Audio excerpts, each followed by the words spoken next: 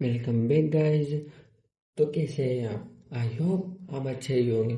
आज हम समझेंगे रिस्क टू रिवॉर्ड रेशियो के बारे में कि रिस्क टू रिवॉर्ड रेशियो क्या होता है।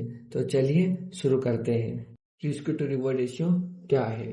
आप कितना रिस्क ले रहे हो और कितना प्रॉफिट एक्सपेक्ट कर रहे हो उसका रेशियो। मान लीजिए आपका रिस्क 10 का है तो आपका रिवॉर्ड 20 का होना चाहिए। ये है 1:2 रिस्क रिवॉर्ड रेशियो।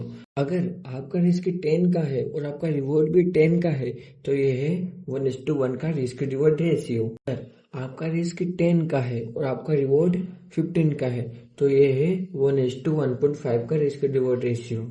अगर आपका रिस्क 10 का है और आपका रिवॉर्ड 30 का है तो आपका रिस्क रिवॉर्ड रेशियो 1:3 का है।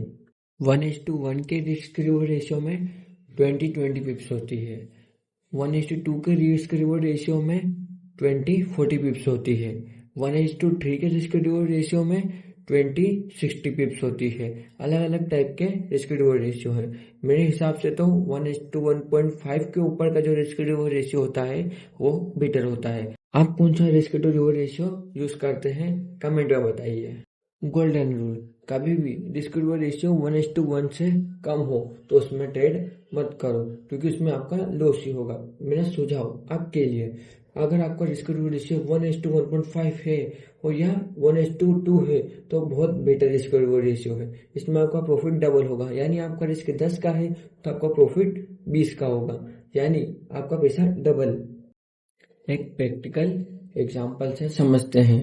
मान लीजिए आपका रिस्क 10 का है, रिवॉर्ड 15 का है, रिस्क रिवॉर्ड रेशियो 1:1.5 का है। आप 4 ट्रेड्स में सिर्फ एक ट्रेड जीतकर भी प्रॉफिटेबल रहेंगे। नेक्स्ट पार्ट में हम समझेंगे लेवरेज के बारे में कि लेवरेज क्या होता है।